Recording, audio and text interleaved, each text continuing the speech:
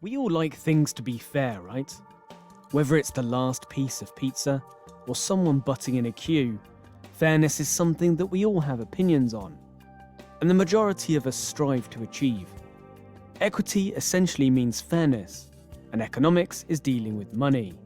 So put simply, economics is fairness with money. But we're not looking at whether you've been written into your grandparents' will or not. We're looking into something far bigger than that. At how nations distribute their wealth evenly.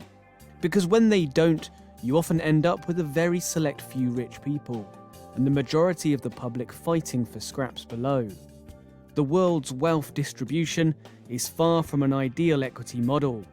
Half of the world's net wealth belongs to the top 1%, which I think we can all agree is far from fair. Although, is that actually the case? The majority of the world lives on a spectrum of a free market economy, meaning that people are encouraged to go out and find ways to make money with limited government interference. This plays into the classic American dream, where the thinking was that if you had an idea and a great work ethic, you could make yourself something from nothing.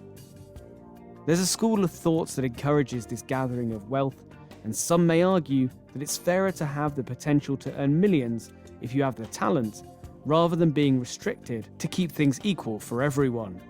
So what are the ways that nations traditionally keep things fair? There are two ways: horizontal equity and vertical equity.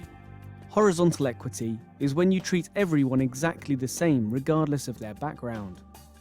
Two people earning the same would pay the same amount of tax, regardless of any special circumstances. Taxation remains the same percentage throughout the system. Think of this as the Karl Marx approach of keeping everyone on the same level and distributing evenly.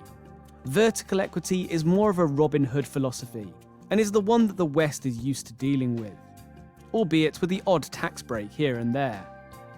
Essentially, the more you earn, the more tax you pay. Money is skimmed off from those who can afford it to help pay for those who can't. In theory, this still leaves the rich rich and doesn't penalise the poor.